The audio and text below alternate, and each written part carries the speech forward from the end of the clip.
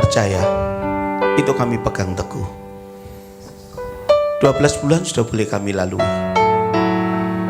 Oleh percaya, kami diberi kesempatan di hari ke-10, bulan yang baru dan tahun yang baru. Sekalipun saat kami jalani 12 bulan itu mungkin dengan canda atau bahkan air mata. Yesus, ku percaya, air mataku Engkau tampung di dalam kirbat-Mu. Dan oleh karena percaya, maka Engkau penolong yang ajaib buat segala perkara kami.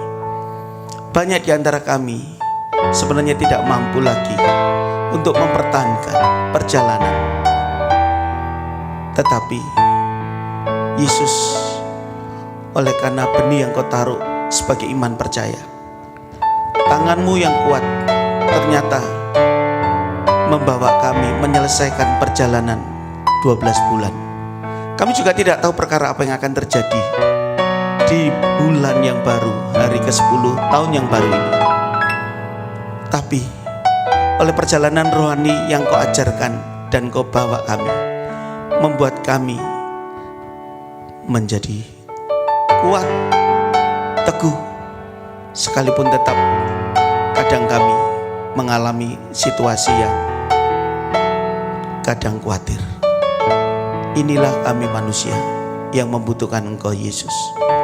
Setiap kami yang hadir pada pagi hari ini, kami menyadari mungkin kami hadir dengan beban. Kami bawa beban ini kepadamu, Bapakku yang baik, Bapa yang ngerti bahasa hati kami. Kami sambut firman-Mu di dalam Kristus Yesus. Mari yang percaya katakan amin. Selamat pagi, silakan duduk. Shalom, selamat pagi. Shalom. Wah, saya percaya ini hari ke-10 harus memiliki satu passion ya saudara ya. Kami setiap mengakhiri tahun di rumah selalu ada yang namanya komitmen untuk ada di dalam hadirat Tuhan. Ya biasanya kita mulai dari jam 5 sampai jam 12 itu nyembah terus.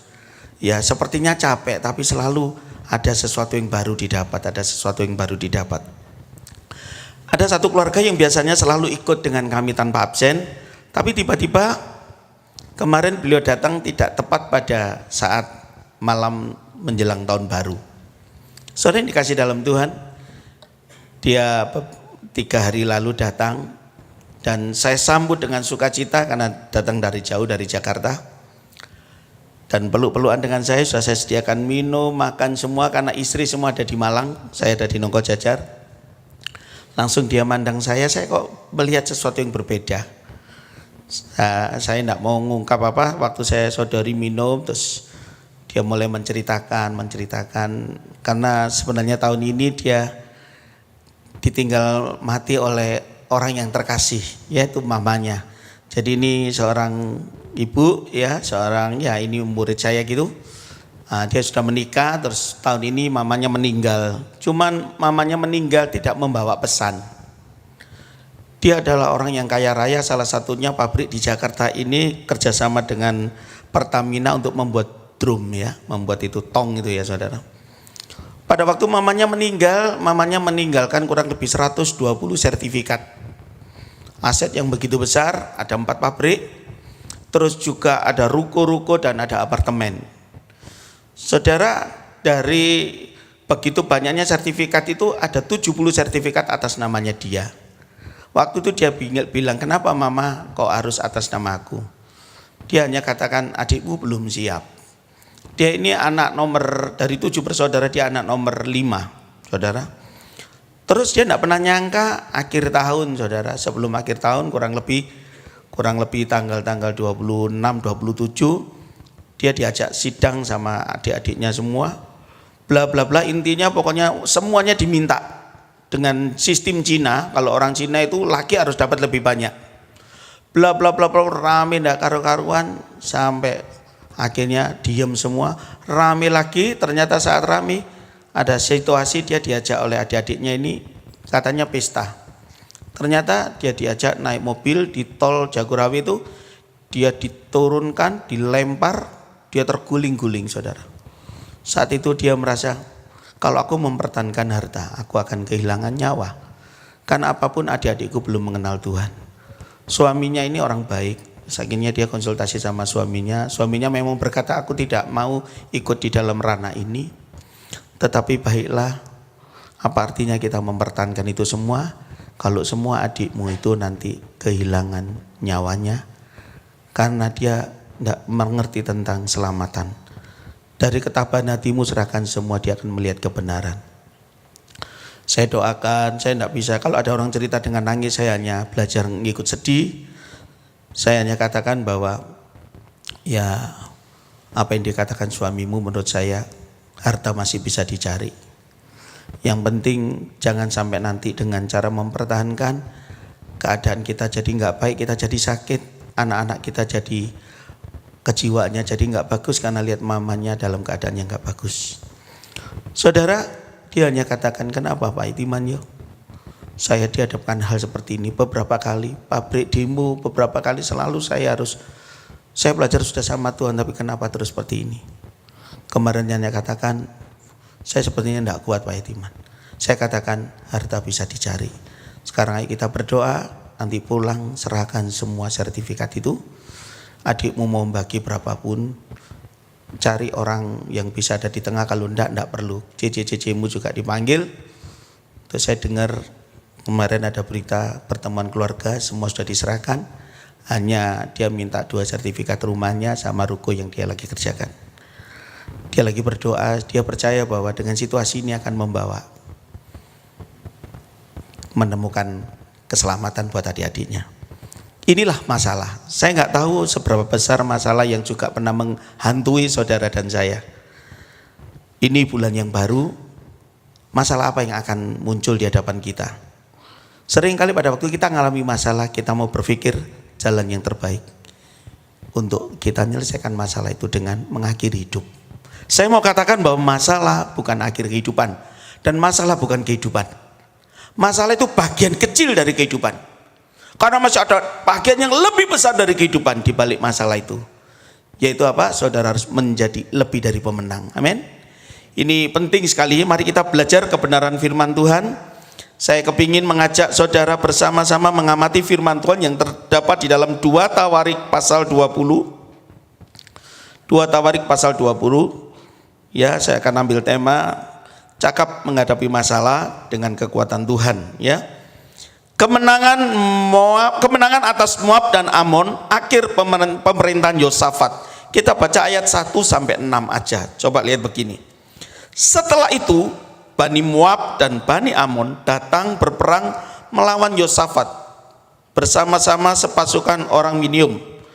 Datanglah orang memberitahukan Yosafat, suatu laskar yang besar datang dari seberang laut Asin, dari Edom, menyerang tuanku.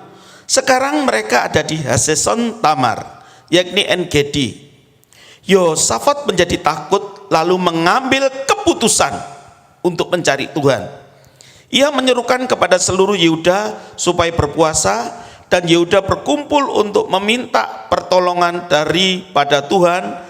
Mereka datang dari semua kota di Yehuda untuk mencari Tuhan. Lalu Yosafat berdiri di tengah-tengah jemaah Yehuda dan di Yerusalem di rumah Tuhan di muka pelataran yang baru dan berkata, ya Tuhan Allah nenek moyang kami, bukankah Engkau Allah di dalam surga? Bukankah Engkau memerintah atas segenap kerajaan bangsa? Kuasa dan keperkasaan ada di dalam tangan-Mu, sehingga tidak ada orang yang dapat bertahan melawan Engkau. Mari yang percaya katakan. Yang percaya katakan. Ya saudara, sebuah pengantar cerita tadi saya bawa di dalam cerita ini saudara.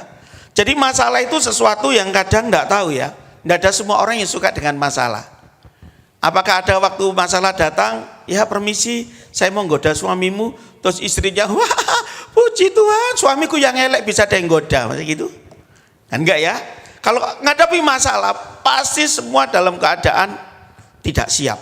Kata tidak siap itu bisa marah. Kata tidak siap itu bisa takut.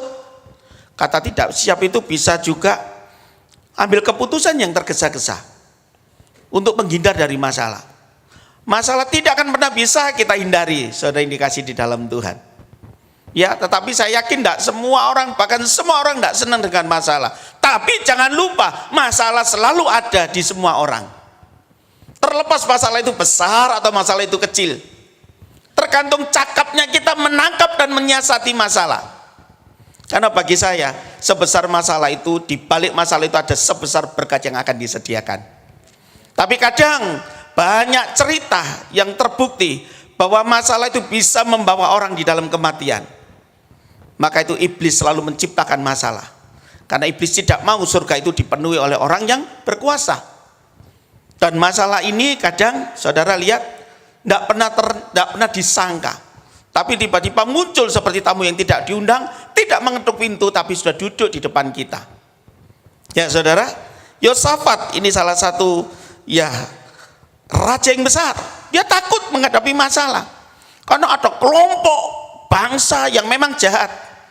Kalau kita belajar Moab dan Amon itu, kalau dibalik sejarah itu dari mulai di Israel Selatan itu ada dulu zamannya Abraham punya ponakan gitu namanya sama Lot ya saudara. Lot disuruh milih daerah, dia milih daerah di Lembah Yordan. Bla bla bla bla bla bla. Lot berkembang biak di situ dan akhirnya ternyata karena Lot ini motifnya kurang bagus, maka Tuhan akan menghabisi ya seluruh bangsa keturunannya Lot. Tapi Tuhan masih sayang Lot. Pada waktu Lot suruh pergi, bla bla bla bla bla bla, semua binasa, tinggal Lot sama kedua anaknya. Nah, kedua anaknya kepingin masih mengembangkan keturunan dari bangsa Lot, yaitu bapaknya diperkosa gantian ya, anak pertama, anak kedua, hari kedua memperkosai bapaknya terus. Akhirnya menghasilkan keturunan. Anak pertama menghasilkan keturunan Moab, anak kedua menghasilkan keturunan Amon. Itu bangsa dari hasil pemerkosaan. Ya, jadi bangsa dari hasil yang tidak jelas.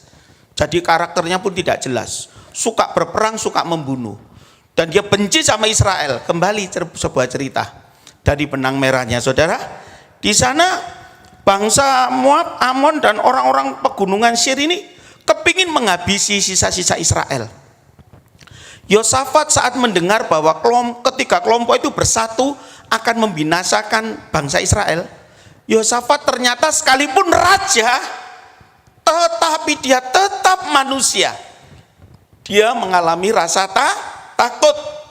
Coba lihat saudara, kalau kita lihat ya ayat 3, Yosafat menjadi takut saudara. Ya ternyata masalah itu tidak pandang bulu.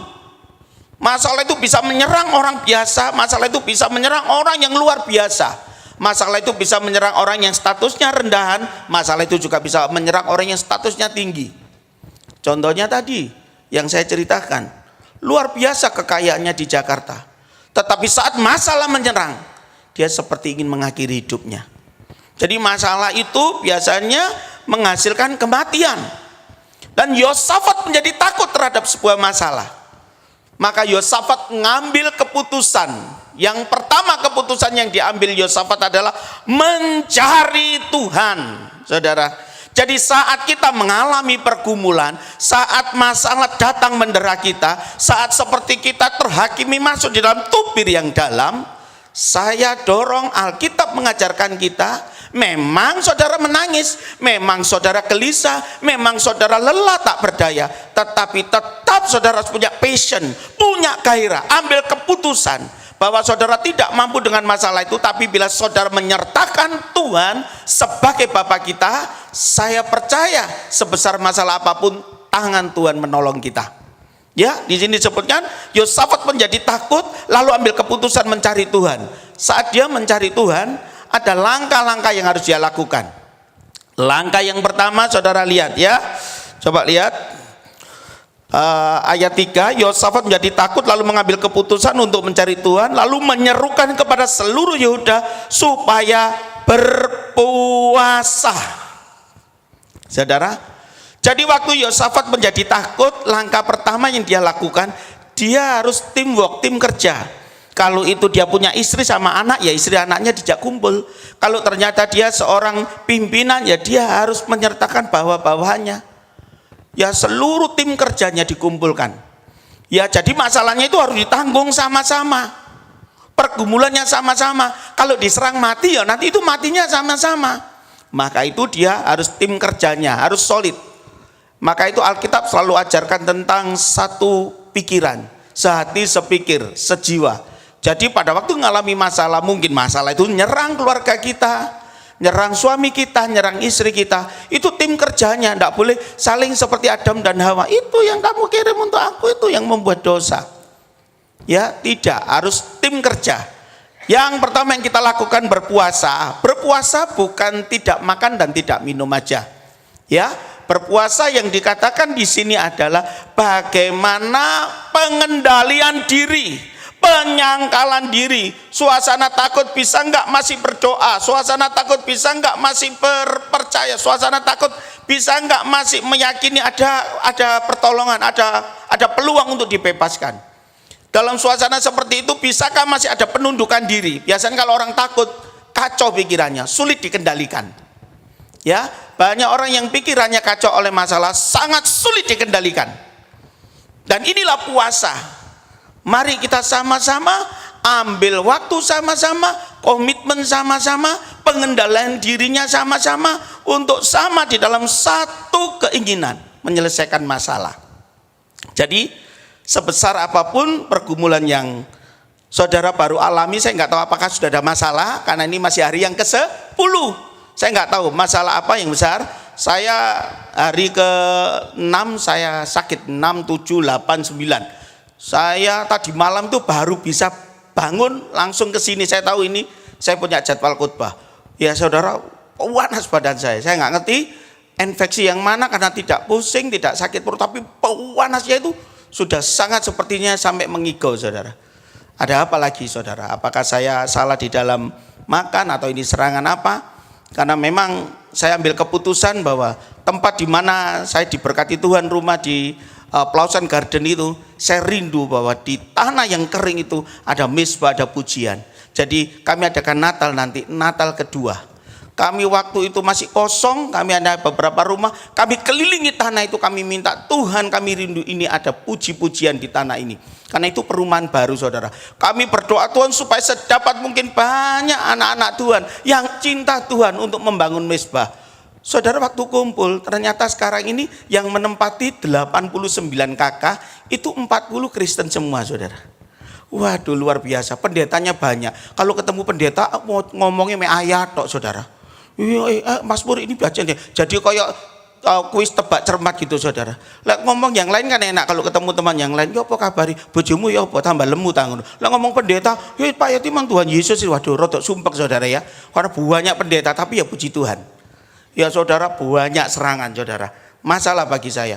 Ternyata kemarin waktu kita baru lari dari sini, saya panitia rapat, terus ada masalah. Undangan yang kita edar itu ternyata ada yang nyabotase, saudara. Ada yang nyabotase, ada yang dibakar undangan itu. Karena mungkin ada yang belum ada tuan rumahnya, langsung dijepret gitu, saudara. Sampai pendeta ini, saya ini kok nggak diundang ya? Sudah Pak, sudah diundang. Dicari ternyata ketemu di bak sampah gitu, saudara. Jadi banyak nyabotase. Biasa kalau ada di perumahan mesti berlomba-lomba untuk mendirikan sesuatu. Tapi kami percaya memulai yang pertama dengan hukum ini, kami puji Tuhan ini Natal kedua. Ya saudara, terus ternyata ada pengumuman lagi, Satpam datang, Pak kami besok tidak merapat. Kenapa? Kami dihimbau tidak boleh, ya jadi 15 Satpam tidak boleh, nanti ini tidak boleh mendekat di acara Natal itu. Loh, ada apa? Ya enggak tahu, ini himbauan. Himbauan dari mana? Kita telusuri, dari orang-orang yang merasa kuat di perumahan itu. Tadi malam kita doa lagi. Dan lucunya 5 panitia sakit semua. Ya ini pemimpin pujiannya, maaf, jalannya seperti bebek mau bertelur gitu. Karena ambeyennya kumat, saudara, selama seminggu. Lah nanti boleh nyanyi, Bapak aku nyanyi ambek ini terus saja katanya, saudara. Ambeyen, saudara. Ambeyen sampai tadi malam jalannya masih bungkuk-bungkuk gitu, saudara. Ya saudara, macam-macam pergumulan. Tapi saya percaya masalah dapat diselesaikan dengan satu tim kerja yang solid, mengambil keputusan, menarakkan diri, penguasaan diri, ini puasa. Jadi seberapa besar saudara mengalami pergumulan dan persoalan, langkah pertama, cari Tuhan dengan apa? Berpuasa. Dengan apa saudara ini kasih dalam Tuhan? Berpuasa. Orang kalau berpuasa itu bukan kuat tidak makannya, bukan kuat tidak minumnya, kuat untuk tidak marah, kuat untuk menguasai diri. Itu penting saudara. Ya kalau masalah tidak makan, tidak minum, wah saudara, apa artinya dengan orang di luar sana sampai 10 hari, sampai 30 hari, bahkan sampai 4 bulan bisa berpuasa. Tapi habis itu marah lagi. Jadi puasa yang terpenting di sini adalah bagaimana pengendalian diri. Yang kedua saudara, dalam menghadapi segala masalah, ya setelah berpuasa dan Yehuda berkumpul untuk meminta pertolongan daripada Tuhan. Mereka datang dari semua kota di Yehuda untuk mencari Tuhan. Lalu Yosafat berdiri di tengah-tengah jemaah Yehuda dan Yerusalem di rumah Tuhan di muka pelataran yang baru dan berkata, ya Tuhan Allah nenek moyang kami, bukankah engkau Allah di dalam surga? Bukankah engkau memerintah atas genap kerajaan bangsa? Kuasa dan keperkasaan ada di dalam tanganmu, sehingga tidak ada seorang pun dapat bertahan melawan engkau. Poin yang kedua dalam menghadapi masalah, saudara harus punya passion, iman saudara harus berkobar. Iman saudara harus terlatih dengan pengharapan-pengharapan. Jadi iman itu harus ada, tetap tumbuh, bukan diam. Ya saudara, iman itu materi, harta yang Tuhan kasih di dalam hidup kita. Untuk apa? Untuk supaya connect sama Tuhan kalau ada sesuatu. Jadi bukankah engkau Allah yang berkuasa? Bukankah seluruh makhluk tunduk kepadamu? Itu memberikan satu gairah bahwa kita yakin masalah itu kita selesaikan. Jadi waktu mengalami masalah, munculkan iman percaya dengan segala pengharapan. Ya saudara, iman percaya dengan segala pengharapan. Ya kalau kita lihat belajar iman dari Ibrani itu, ya dasar dari segala sesuatu yang tidak kita lihat dan bukti yang belum nyata. Tetapi punya keyakinan itu akan terlaksana. Amin. Amin. Nah ini saya rindu saudara, kalau saudara ngalami masalah, mulai dari penundukan diri, penguasaan diri dalam puasa, saudara imannya tingkatkan. Untuk supaya iman ini tumbuh, baca firman. Saudara, langkah yang ketiga, ya saudara, mari kita baca ayat 18.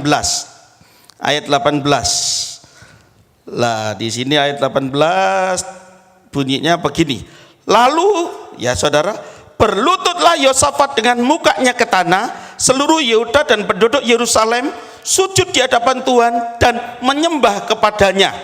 Saudara, saat menghadapi masalah, jangan lari sana lari sini, tanya sana tanya sini, menceritakan masalah ke A ke B ke C. Saya takutnya saat saudara berdoa dijawab Tuhan, masalah saudara sudah selesai, tapi orang yang saudara ajak bicara itu orang yang tidak terlalu rohani, masalahnya dibesar-besarkan. Saudaranya cerita, tolong ya suamiku ya pokok sekarang agak jahat sama aku ya. Lah terus nggak tahu, tolong topang suamiku supaya baik sama saya. Saudara, sama orang yang kedua itu loh temanku itu kasihan tuh, suaminya jahat itu. Kayaknya dia punya selingkuhan, loh ditambahi selingkuhan. Terus orang ketiga, sing mana sini? Itu loh, sing dulu teman arisan kita. Terus ya apa? Iya kayak punya selingkuhan. Iya memang zaman sekarang selingkuhan itu banyak. Kadang bisa selingkuh 4-5 loh. Jadi orang tiga ngomong, temennya noniku itu loh suaminya selingkuh sampai 4 orang loh. Jadi tambah tua saudara. Bingung iki, padahal dia cuma cerita, suamiku sekarang kok agak jahat sama aku, agak keras gitu. Tolong doakan loh. Lah kok ditambahi mungkin punya selingkuhan. Di sini ngomong selingkuhnya 2, di sana sampai 4. Itu kalau dowo isok sampai 200 saudara. Ya saudara. Ya, jadi pada waktu kita punya masalah, mari ku masuk ruang Maha Kudus dengan darah anak domba. Di ruang kudus, mari masuk di dalam intimasi sama Tuhan. Nangis sama Tuhan enggak apa-apa. Ngomong Tuhan aku kecewa enggak apa-apa. Karena Tuhan itu bukan Tuhan, Tuhan itu Bapa. Dan kalau ngomong Bapa ini paling tidak tega melihat anaknya menangis. Ya, anaknya itu paling disayang, seberapa jahatnya anaknya, dia tidak pernah melihat itu ya. Sekalipun merah seperti kermisi akan diubah, dan tidak boleh sehelai rambut dari anaknya jatuh tanpa seizin dia. Jadi kita ini orang yang paling dipedulikan oleh Bapa. Amin. Jadi memuji ya, menyembah. Jadi poin ketiga saat mengalami masalah, datang Tuhan, Bapa, nyembah. Ya mari nyembah. Bahkan Yosafat ngajarkan cara menyembah Tuhan itu ya. Sampai dia sujud, mukanya ditaruh di tanah. Sama pada waktu Yesaya menerima visi dari Tuhan. Sujud, mukanya di tanah, kudus, kuduslah Tuhan. Itu sujud. Saudara, kalau saudara nyanyi di hadapan Tuhan dengan pergumulan saudara, kadang meannya menangis saja. Ya saudara menyembah Tuhan, kau baik. Tuhan, aku tidak rela ini. Tapi aku nggak ngerti apa yang terjadi. Kenapa dia seperti itu padaku? Saya percaya. Ya, apa yang saudara ungkapkan ini jadi asap naik ke tempat Tuhan. Dan sama Tuhan itu akan langsung dipeluk. Tangannya yang penuh cinta kasih akan memulihkan keadaanku. Dia pulihkan, dia akan tolong, dia akan bela. Jadi kalau menghadapi masalah, lihat bahwa Allah tidak pernah tinggal diam. Sebesar masalah saudara, bahkan dia pernah berkata, Maria kenapa engkau menangis? Waktu dia melihat di sudut ada seorang wanita menangis. Dan kebetulan dia kenal wanita itu namanya Maria. Ya, dia berkata, adikku Lazarus meninggal. Dia sujud di hadapan Yesus. Di mana kau kuburkan adikmu? Sudah beberapa hari Tuhan di sana. Pada waktu dia datang di kota itu, Marta datang dulu. Tuhan, seandainya kata engkau ada, pasti adikku sembuh. Tuhan, tapi dia tidak bereaksi. Tapi dia lihat di sudut ada seorang wanita yang menangis. Dia ikut menangis. Makanya hati-hati saudara. Kalau saudara susah, Bapak pun susah. Kalau saudara ada air mata, dia pun meneteskan air mata.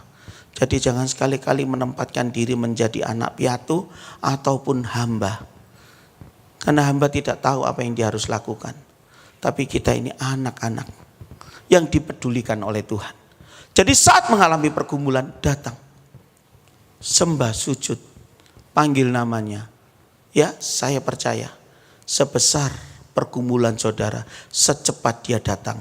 Karena dia datang juga kepada hati yang rapuh. Poin terakhir, ya, kita lihat ayat 21. 20 dulu ya, saya bacakan.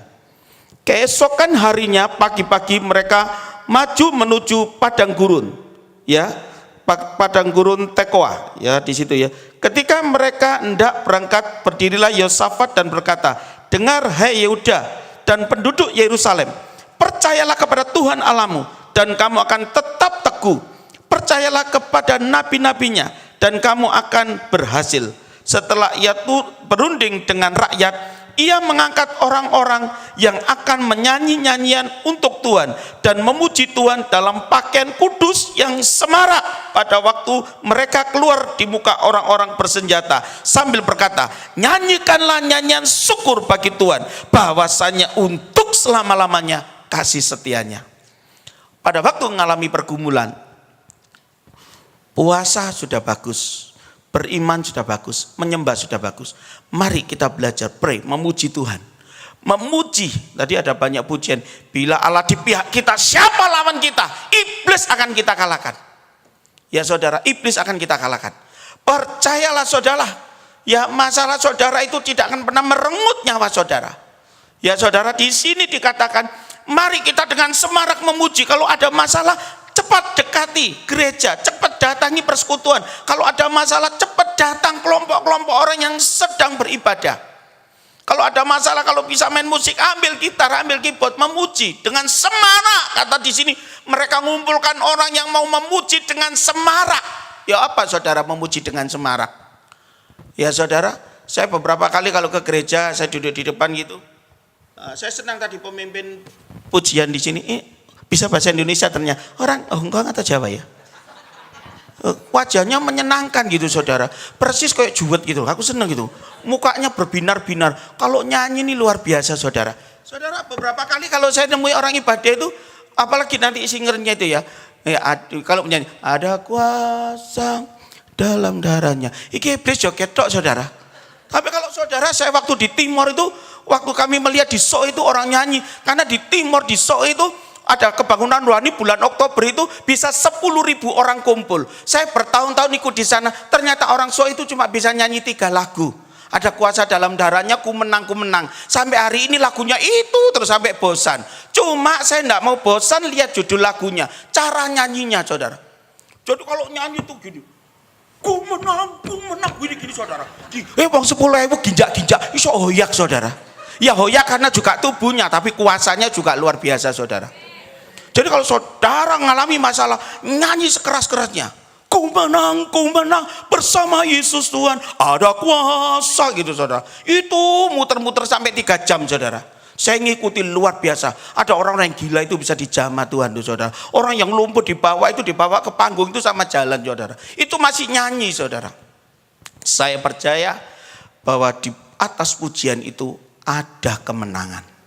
Jadi itu bagian sebesar apapun saudara mengalami persoalan. Saya percaya bahwa Tuhan tidak tinggal diam atas kita.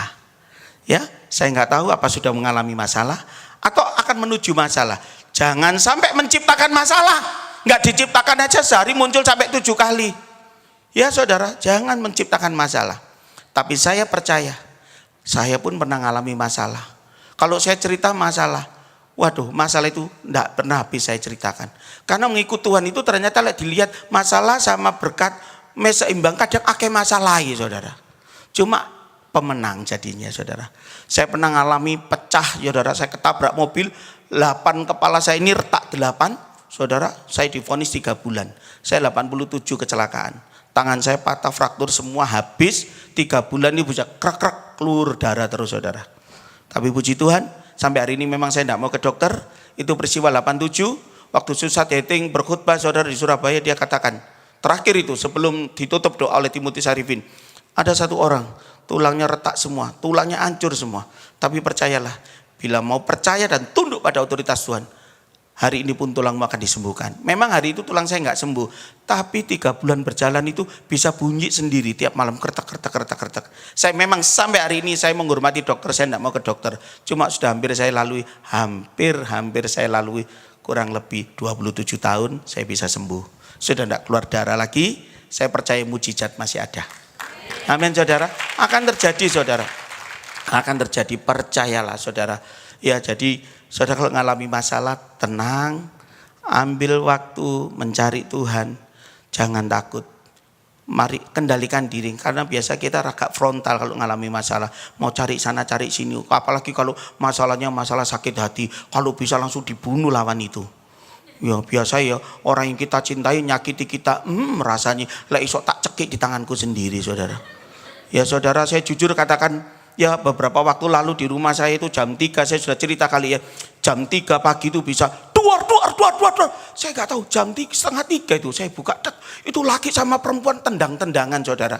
Wih kok isok sing menang cewek lu saudara. Apa deh ini lu wedok-wedok yang ngamuk isok lebih menang lu saudara.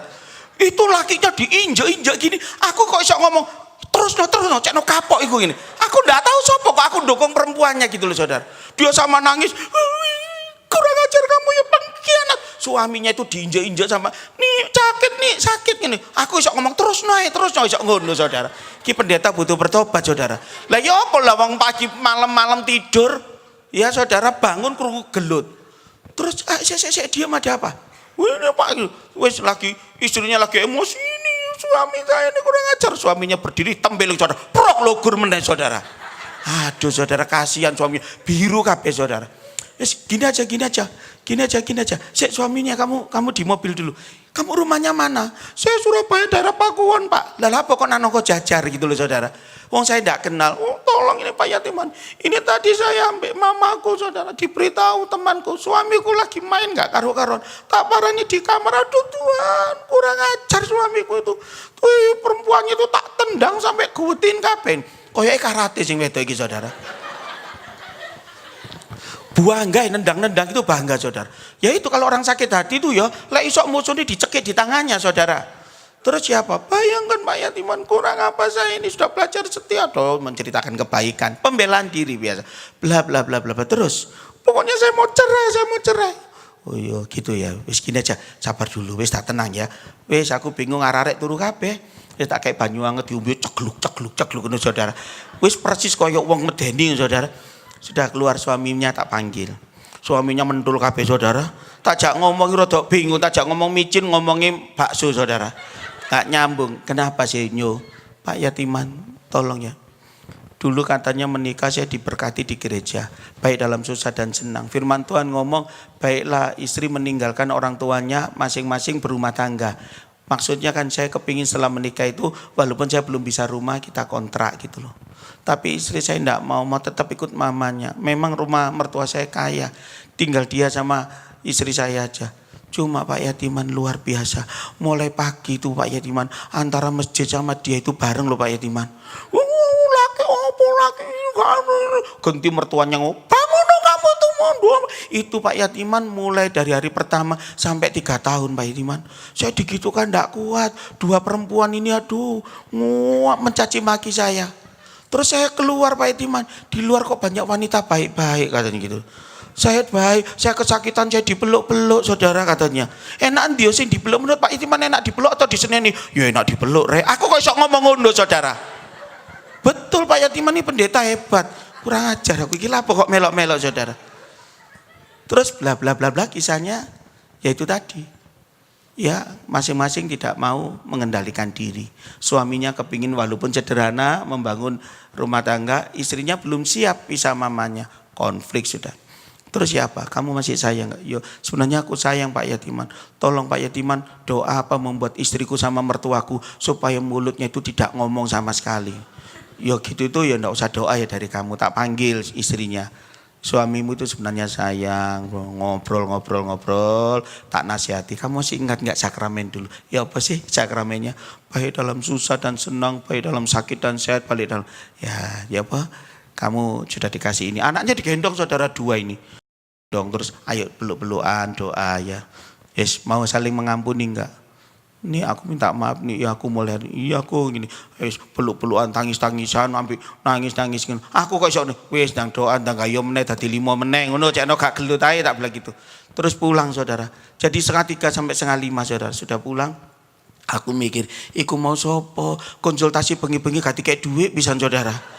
Aduh lali saudara. Sampai dino iki lali tak pikir iki konselor sing apik mari sok nyelesaikan.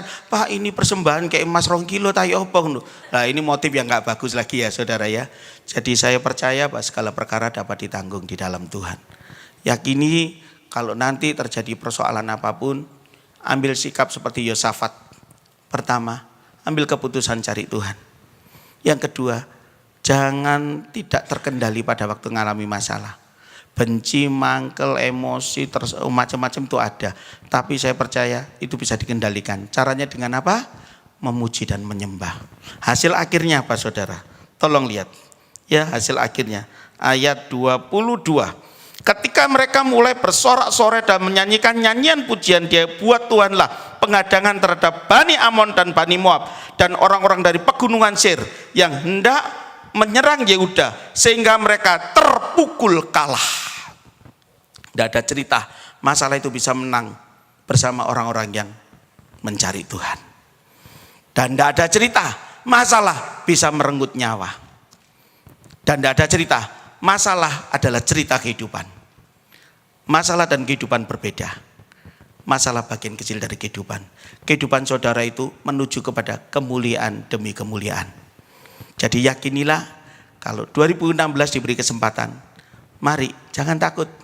Langkah yang penting itu tadi. Mari suka memuji, menyembah, suka berdoa, membaca firman, pertolongannya tepat pada waktunya. Kalau saudara kasih masalah, saya percaya saudara akan dinaikkan kelas. Saudara akan pada tahap-tahap berikutnya. Makin banyak masalah, makin berserah pada Tuhan. Makin banyak masalah, menjadi makin kuat. Amin. Ya itu yang bisa saya sampaikan. Mari kita tutup mata untuk mengaminkan firman Tuhan ini. Kira mata kasih kinara lama ya shinara lama. Kira mata kasih kinara lama. Yesus terima kasih Tuhan. Terima kasih. Kami tidak takut Tuhan sebab Engkau beserta kami. Terima kasih Tuhan. Terima kasih Yesus. Sebesar apa yang sedang ada di depan saudara di hari ke-10 ini. Kurang mata kasih kenara lama-lama. Mari jangan menjadi asing di hadapan Bapa. Karena Bapa sangat tidak asing, tahu karakter kita. Segala yang tersembunyi di hadapan manusia terbuka di hadapan Tuhan. Tuhan lagi ingatkan kita. Mari milikilah passion, satu gairah untuk menyongsong 2016 sekalipun tidak tahu apa yang akan terjadi. Karena tadi cerita yang saya sampaikan, ada orang yang putus asa karena kehilangan orang terkasihnya. Ada yang putus asa karena kehilangan suaminya, kehilangan anaknya. Kita gak ngerti apa yang terjadi. Mari jadilah tegar, jadilah kuat. Sekalipun mungkin kadang saudara merasa tidak kuat. Mari pada pagi hari ini, mungkin saudara duduk dengan pergumulan, dengan sakit penyakit. Yesus, ku tidak takut sebab kau besertaku. Sebab kau besertaku. Ku tidak bimbang sebab kepalaku. Ku tidak bimbang sebab Engkau Allahku. Katakan, Engkau meneguhkanku. Meneguhkanku, bahkan menolongku, bahkan menolongku. Katakan, kau batu karangku, Yesus Tuhan. Kau batu karangku, amin. Yesus Tuhan. Mari kita bangkit berdiri, katakan, Yesus memegang. Yesus memegangku dengan tangan kanannya. Amin. Amin. Yesus memberiku kemenangan. Yesus memberiku, amin, kemenangan. Kemenangan. Katakan, Yesus memegangku.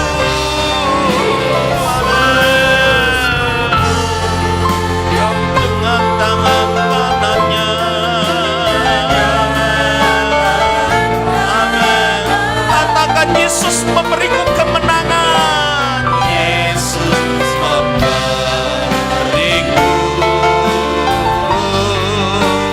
kemenangan. Sekali lagi katakan, Yesus memegang. Yesus memegangku dengan tangan kanannya. Benar, Yesus pada pagi hari ini memberi kemenangan.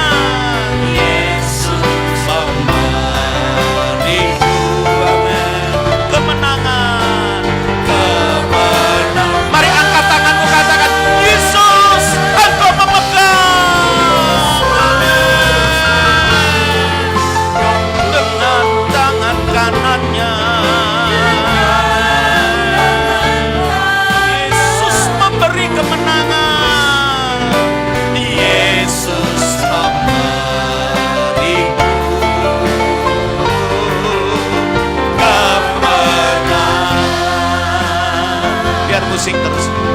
Bapak, kau melihat setiap pribadi mungkin masih ada masalah di masa yang lalu yang belum terselesaikan. Ini jawabannya ternyata Engkau singkapkan buat kami. Adakah kami mencari Tuhan? Adakah kami mau berpuasa? Adakah kami punya iman percaya bahwa Tuhan penolong yang ajaib?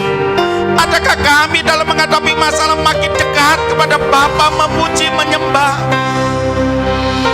Kalau itu belum ada buat kami, ini jawabannya. Supaya pada waktunya kami tahu masalah itu boleh diselesaikan di dalam kuasa Tuhan. Saat kami melakukan hal-hal yang firman-Mu ajarkan. Kami berdoa buat yang mengalami pergumulan rumah tangga pada pagi hari ini. Di dalam nama Tuhan Yesus, Engkau di tengah-tengah keluarga rumah tangga, suami-suami dipulihkan menjadi imam-imam, istri dipulihkan menjadi pendamping yang setia, anak-anak akan dibuat menjadi perkasa. Kami juga berdoa yang mengalami pergumulan akan perekonomian di 2016 dengan sisa-sisa persoalan masalah-masalah ekonomi di 2015. Di dalam nama Tuhan Yesus, kami percaya kalau Engkau gembala kami, Engkau akan menyediakan hidangan buat kami, Engkau akan memberikan berkat buat kami.